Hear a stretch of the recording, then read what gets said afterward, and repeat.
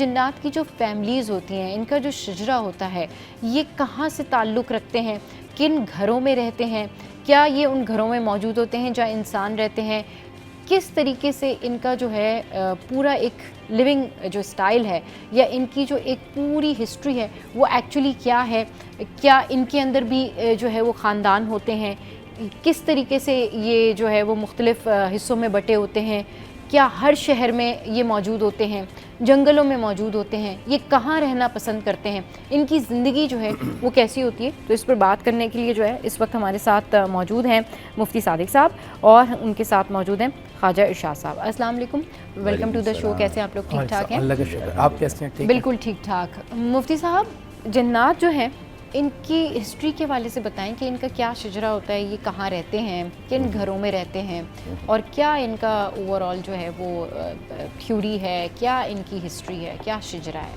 دیکھیں، سب سے پہلی بات یہ ہے کہ ہم آدمی ہیں، یعنی آدم علیہ السلام کی اولاد ہیں. تو اس کا مطلب یہ ہوا کہ ان کا بھی کوئی آغاز ہوا ہوگا جن سے ان کی نسل چلی ہوگی. تو قرآن ایک مقام پر فرماتا ہے بل جان خلقناہ من قبل من نار السموم، کہ جان کو بے دھوئیں آگ سے آدم علیہ السلام سے پہلے پیدا کیا. من قبل تو بے دھوئیں آگ سے. اس آیت میں دو باتیں فرمائیں. ایک یہ فرمایا کہ جان کو پیدا کیا. جان، محدثین اور مفسرین کہتے ہیں یہ جان سے مراد جو جنات کا جو سب سے پہلے جو ان کے ابا، ان کا نام جان تھا. ان کا نام جان تھا. اچھا. سب سے پہلے وَخَلَقَ الْجَانَّ. جیسے ہم آدم علیہ السلام کی اولاد ہے تو ہماری جیسے ہم ان کی نسل ہے نا، تو ہمارے آغاز آدم علیہ السلام. تو ان کا قرآن کہہ رہا ہے وَخَلَقَ الْجَانَّ، کہ جان. اچھا، یہ ایک ہوتی ہے ہمارے یہاں محبت میں کسی کو کہتے ہیں میری جان، وہ جان جیم الف ہے. یہ جیم الف مد ہے، جان. وَخَلَقَ الْجَانَّ. اچھا، پھر یہاں اس آیت میں دو باتیں فرمائیں. کہا کہ یہ نسل آدم سے پہلے بنایا. یہ آدم علیہ السلام کی جو نسل آئی اس سے پہلے بنایا. کس چیز سے بنایا؟ اس آیت میں فرمایا کہ من نار السموم، بے دھوئیں آگ سے بنائی. صحیح. اچھا، دوسری اسی کی آیت کی، اور چونکہ قرآن کی آیتوں میں کچھ آیتیں ملا کر پھر اس کی جو ہے وہ پھر تشکیلات اور اس کے حقائق واضح ہوتے ہیں. ایک مقام پر فرمایا کہ وَخَلَقَ الْجَانَّ مِن مَارِجٍ مِن نَار، کہ وہ شعلے والی آنکھ سے بنائی، جو شعلے کی آنکھ ہے نا اس سے اس کو بنایا.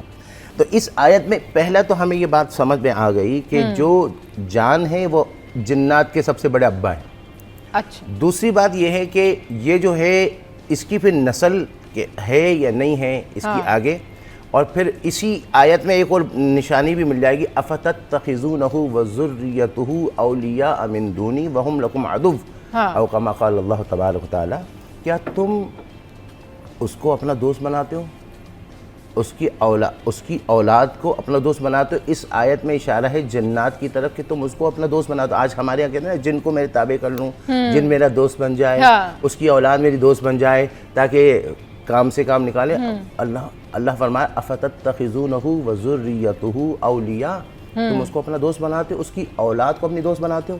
اب اس آیت میں کہا کہ تم اس کی اولاد کو دوست بناتے ہو، تو اس کا مطلب یہ ہوا کہ اس میں بھی نسل چلتی ہے. جبھی تو اولاد ہوگی، جبھی تو ذریت ہوگی.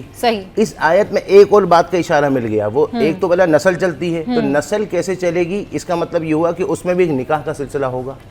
اس میں نکاح کا سلسلہ ہوگا تو تب جا کر اس کی نسل چلے گی، جس طرح قرآن نے کہا. اور پھر کیا کہا؟ آج ہم کہتے ہیں ہمارا دوست بن جائے، وہ جنات ہمارا دوست بن جائے.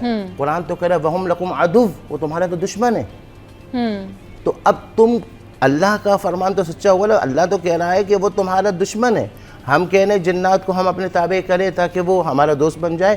تو اب یہاں سے تین باتیں پتہ چلی. پہلی بات یہ چلی کہ اس کی نسل ہے. اس کا مطلب جیسے انسان کی ایک نسل ہے، اسی طرح جنات کی بھی ایک نسل ہے. دوسری بات اس سے اشارے سے یہ پتہ چلا کہ ان میں بھی شاید نکاح ہوگا تبھی تو نسل چلے گی، کیونکہ شریعت تو بغیر نکاح کے نسل چلانے کی اجازت نہیں دیتی. اسی لیے قرآن میں ایک مقام پر اللہ نے فرمایا الم یطمثہن انس قبلہم ولا جان، کہ ان کو کسی انسان نے بھی نہیں چھوا اور نہ ہی جان یعنی جنات نے بھی نہیں چھوا. اب اس کی تشریح کے اندر میں یہ لائیو میں وہ تھوڑی وضاحت کرنا نہیں چاہتا کہ چھوا سے مراد کیا ہے یہ جو ہے نا. مگر پھر یہاں ایک اور بات عرض کرتے ہوئے پھر ہمارے ارشاد بھائی بھی ماشاءاللہ ان سے بھی محظوظ ہوں گے. اب وہ جو جنات ہیں نا یہ جن، اب ہم تو ہر ایک کو جن کہتے ہیں، یہ جن یہ جن، جبکہ سب جن نہیں ہوتے ہیں. جیسے ہمارے نا جنات میں بھی لیولز ہیں، جن ہیں، ہن ہیں، جن ہیں، ہن ہے، عامر ہے، عامر ہے، اروا ہے، سوالی ہے، افریت ہے، غیلان ہے، یہ مختلف وہ ہیں. اب یہ تو چلو ہم آگے بتائیں گے، مگر سوال یہ ہے کہ وہ جن ہے نا تو ہم انسان نظر آ رہے، جن کیوں نظر نہیں آ رہے؟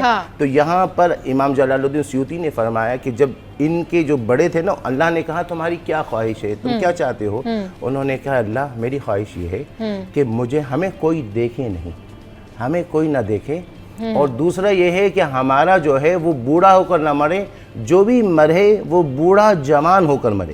تو یہاں اللہ نے ان کی دعا قبول فرمائی، اور وہ جنات جو ہے اللہ نے ان کو ایسی مخلوق بنا دی کہ ان کو کوئی دیکھ نہیں سکتا.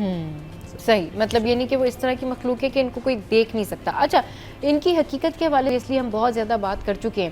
یہ بتائیے گا مفتی صاحب کہ یہ جو جن ہیں یہ کہاں رہتے ہیں؟ اب جیسے ان کے بارے میں ڈیٹیل تو بتا دی کہ بھئی ان کی فیملی ہوتی ہے، اور اوبویسلی ان کی جو تمام تر سلسلہ چلتا ہے، اوبویسلی ان کی شادیاں بھی ہوتی ہیں، لیکن یہ بتائیں کہ یہ کیسے جو ہے انسانوں، کہتے ہیں نا کہ انسان کہتے ہیں کہ جی یہاں پر کوئی جن ہے، ہمیں فیل ہو رہا ہے، تو کس طرح یہ رہتے ہیں؟ یہ مطلب ویرانوں میں رہتے ہیں یا پھر یہ جنگلوں میں رہتے ہیں، گھروں میں رہتے ہیں؟ ایسے کون سے انسان ہوتے ہیں جن کے یہ گھروں میں رہنا پسند کرتے ہیں، یا وہاں پر یہ رہتے ہیں لوگوں کو یا تو تکلیف دے رہے ہوتے ہیں یا فائدہ دے رہے ہوتے ہیں؟ اعوذ باللہ من الشیطان الرجیم، بسم اللہ الرحمن الرحیم. سب سے پہلے تو آج بالخصوص 14 اگست کے حوالے سے کہنا چاہوں گا تمام عالم اسلام کو اور ہر پاکستانی کو جشن آزادی مبارک ہو. جی آپ کو بہت مبارک. اللہ زبان مبارک کرے، واقعی میں ہمارے لیے یہ جشن آزادی ہو. اچھا، اب دوسرا آپ نے جو سوال کیا کہ ہمیں کیسے پتہ چلتا ہے کہ آیا جنات ہیں یا نہیں، ہمارے ساتھ رہتے ہیں، کہاں رہتے ہیں، کہاں نہیں رہتے. دیکھیں، جس طرح انسان مختلف جگہوں پہ رہتا ہے، مختلف شہروں میں رہتا ہے، مختلف گھروں میں رہتا ہے، مختلف فلیٹس میں رہتا ہے، اسی طرح ان کا بھی رہائش اسی طرح ہوتی ہے. اچھا، جہاں جہاں انسان رہتے ہیں وہاں یہ رہتے ہیں. اور اس کے علاوہ زیادہ تر جو ان کی افزائش نسل ہوتی ہے وہ ویرانوں میں ہوتی ہے، جزیروں میں ہوتی ہے، سمندر کے قریب کے علاقوں میں ہوتی ہے. تو ہم جہاں انسان محسوس کرتے ہیں، جس طرح ہم پازیٹیو نیگیٹو انرجی محسوس کرتے ہیں، جس طرح لائٹ کو محسوس کرتے ہیں، اسی طرح کیونکہ وجود آگ کا ہوتا ہے اس لیے لوگ محسوس کرتے ہیں. کچھ لوگ آنکھوں سے جنات کو دیکھا بھی جا سکتا ہے. اچھا، ہر آنکھ نہیں دیکھ پاتی. کیسے ہوتے ہیں یہ خواجہ صاحب؟ میں ابھی جواب دے رہا ہوں. جی، ہر آنکھ نہیں دیکھ پاتی، یہ بڑا نقطہ اہم ہے، لیکن دیکھا جا سکتا ہے.